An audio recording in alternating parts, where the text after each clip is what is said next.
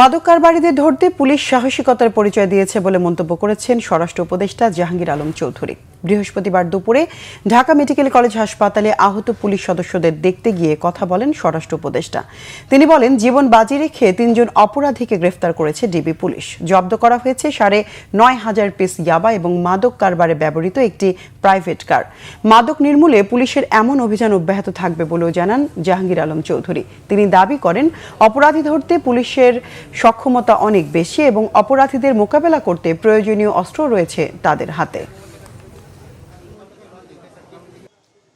আমগো পুলিশ খুব সাহসিকতার সাথে কাজ করছে এবং ৩ জনকে তারা ধরছে, মাদক উদ্ধার হয়েছে এবং গাড়ি উদ্ধার হয়েছে।